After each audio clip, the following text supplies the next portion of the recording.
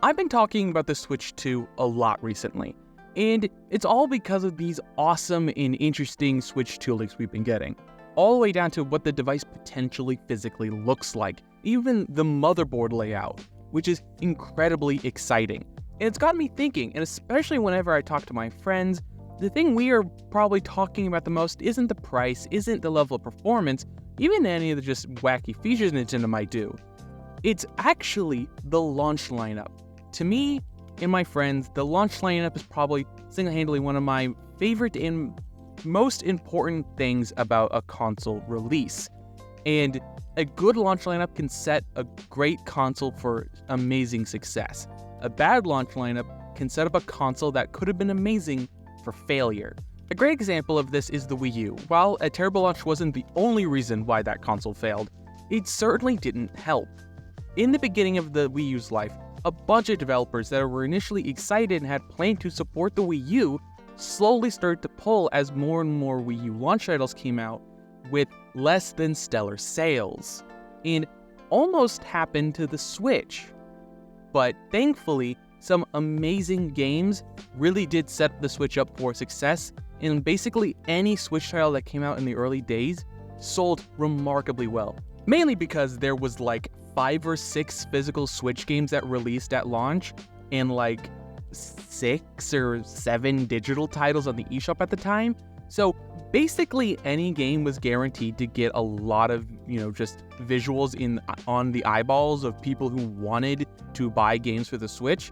So it was pretty easy to, get a home run in that sort of a market. But before we take a look at the potential of a Switch 2 launch lineup, let's take a look at what we had with the Switch. The Switch launched with 1-2 Switch in physical stores, Just Dance 2017, the amazing Legend of Zelda Breath of the Wild, which basically launched the Switch into the stratosphere right from the get-go, Skylanders Imagineers, Super Bomberman R, I Am Setsuna, Snipper Clips, Shovel Knight Treasure Trove, and basically the same thing, Shovel Knight Spectre of Torment, which is included in the Treasure Trove, so I'm not entirely sure why those are two separate things, but I don't know. The wiki considers it 2 different releases, so for the purposes of this video, I'll consider it 2 different releases too. And lastly, Fast RMX. And in my opinion, Switch honestly didn't have a stupendous launch lineup, but it had a few amazing games at launch, which realistically is all you basically need for a successful console. You need a few heavy hitters and a few small supporting games to really fill out the lineup. And from this lineup, you could tell which one's the heavy hitter. Legend of Zelda Breath of the Wild was a massive success, and the smaller supporting indie titles, like Shovel Knight, is also awesome to see. Fast RMX was an amazing racing game, and I personally didn't play I Am Setsuna, but I've heard good things. And Skylanders Imagineers, the worst one in my opinion. That's a bad game. Super Bomberman R, also not a particularly inspiring game. But I enjoyed Snipper Clips a lot, as Nintendo's not necessarily an indie title because it's developed and published by Nintendo, but it is a indie feeling very light, small eShop game that was really fun that would eventually get DLC and a sequel. Now that we've discussed the launch lineup of the Switch, what would a Switch 2 launch lineup look like? Well, my best guess for a headline main game, we're probably going to see a 3D Mario. At least is what I hope the most, because we launched the Switch with an amazing game like Breath of the Wild, and Mario Odyssey came later. And currently, Tears of the Kingdom is once again an amazing game, but came at the end of the Switch's life. And I would like to see a 3D Mario come because we haven't had a new one in a very long time. And yes, we did get Bowser's Fury with the Super Mario 3D World remake. Yeah, it's like a half game in my opinion. More like DLC or like just some enhancements to an existing title rather than a whole brand new experience. So, me personally, ideally I would love to see a 3D Mario now when the Switch 2 launches, then a Zelda game later down the road, maybe even a potential remake of Wind Waker or Twilight Princess.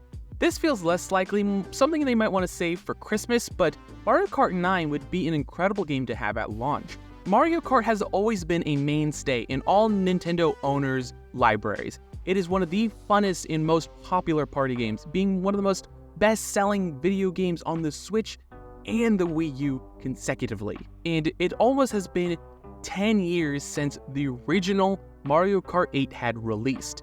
And now we are really deep in just finished up all the DLC tracks. And honestly, I'm getting a little tired of Mario Kart 8. And I would love to see a Mario Kart 9. And I think the best time to release it is either at the launch day one with the Switch 2, or maybe during the holiday season. Having Mario Kart 8 released so soon after the launch of the Switch did remarkable numbers, and I feel like launching with a Mario Kart would probably set up the Switch 2 for immense success. Next, I think are two games that are going to end up probably being cross-gen games.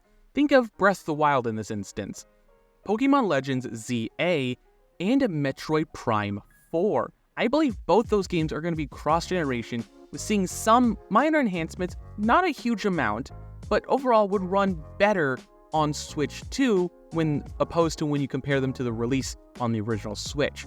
But more likely, it's going to be the same game, it just will happen to run better on Switch 2 and just runs on Switch 1 in this instance. Because I'm still under the impression that the Switch 2 will feature backwards compatibility, so I don't see any reason why Metroid Prime 4 and Pokemon Legends ZA won't maintain their Switch 1 sort of cartridge style, but might receive some sort of performance update or some sort of patch to make the experience on Switch 2 better. Next is some sort of small eShop title, like Snipperclips. I think that'd be a really nice way to round out a launch lineup. Something really fun and light, something around the $10 to $15 mark, and it's just a really nice, light, easy title for pretty much anybody to buy when they first get their Switch on the eShop. The last game I think Nintendo themselves should release during the launch of the Switch 2 is some sort of game that really showcases the gimmick of that system. Much like 1-2-Switch and Everybody 1-2-Switch in Wii Sports and I would love to see some sort of game hopefully bundled with the system that showcases all the new features that the new Switch will have. Whether that materializes as a game like 1-2-3-Switch, or maybe some sort of sequel to Wii Sports or something like that. The most important part is that it's included with the Switch 2, because I think the Switch 1 really was lacking that pack-in title, and the only time that they ever release games inside of a bundle like that nowadays is during the holiday season, and it's basically either Mario Odyssey, Mario Kart, or Mario Party. They have done some in the past though with Animal Crossing Horizons on the Switch Lite, which is nice, but honestly, it's just never been that good. I want a dedicated pack-in title like Wii Sports again.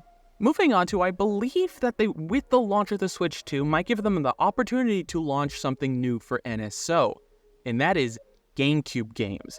I would love to see GameCube games make the jump, though honestly, I genuinely don't think Nintendo would ever do that. GameCube games are too high quality, too much of a full modern experience that Nintendo might not want to release NSO GameCube style games. And it's purely because you could probably remake those games or just fully re-release them, no changes, and those will be modern, normal Nintendo games. Some of them might need minor adjustments due to the lack of analog triggers, just having access to more buttons, but overall, it will be basically the same game. But if they were to set up an NSO system for GameCube games, I would love to see Mario Kart, Super Smash Bros. Melee, Mario Party 4, and one of the many Mario sports games be among the starting lineup for NSO GameCube lineup stuff. Smash Melee, for pretty obvious reasons, that is the most popular GameCube game to date, I feel like. It's a game that a lot of people love, and the Nintendo community would love to see brought back. And I bet it would be nice for the Melee community to have a newer console to play on, making tournaments a lot easier to manage, without having to haul on just a bunch of CRT TVs and GameCubes around. Because, for what it's worth, those consoles are slowly dying. Discs are slowly getting older and not being able to be read anymore. If this game would be re-released on the Switch 2, it would hopefully help stave off that problem and make that game way more accessible. The last section is going to be third-party developers. What should they bring to the Switch 2's lineup? And honestly, I think we're going to have a pretty good time with third-party developers. The Switch 1 had proven itself so well in the early days of its launch that a lot of developers came on relatively quickly. A big supporter was id Software when it came with Doom. Doom has consistently been releasing their titles on the Switch ever since the Switch originally came out. So I would love to see, this game isn't even out yet, Doom the Dark Ages, when that comes out in 2025, it will also come to Switch. Because honestly, that would be pretty freaking sick. Another developer that I think will probably release some sort of title at launch, which I would love to see, is Bethesda. Bethesda publishes all the Doom games, so it'd be pretty sick to see if Bethesda, since they originally revealed the Switch with Skyrim, has been a major supporter of the Switch. But one of their franchises is glaringly missing.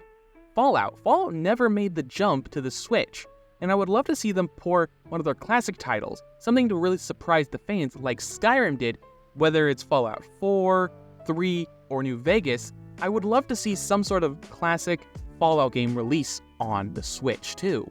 The very last third-party game I think that will be announced with the Switch 2 is Call of Duty, whether that's Call of Duty Mobile coming to the platform, getting its entirely own Call of Duty game, or if it's just a downgraded version of Call of Duty Black Ops 6. Because honestly, I'd be happy with any of those three options I've just listed. I don't talk about it much, but I'm a huge Call of Duty fan. I've been playing since Call of Duty Modern Warfare, technically Call of Duty 4. I was quite literally 5 years old playing Call of Duty. Granted, not every day, I would only get to play it when I visited my aunt's house, and she didn't have all the titles all the time, and I didn't get to play for more than maybe an hour because my mom would be very upset with my aunt when I would get to play Call of Duty, especially because I was like 5. But I've been enjoying Call of Duty so much, and some of my favorite Call of Duties has been Black Ops. And if Black Ops 6 is the one that makes it the jump over to the Switch 2, I would be ecstatic. We'd finally be able to see the fruits of that 10-year deal that Activision signed with Nintendo to prove to this FTC that they aren't a monopoly if they merge with Microsoft, which was honestly hilarious. I would love to hear what you guys think. Are you excited for the Switch 2 launch? What games do you think should be launched with the Switch 2? I would love to hear what you guys think about this down below. Don't forget to leave a like, comment, and subscribe. All that other social media garbage down below. And last but not least, have a wonderful day.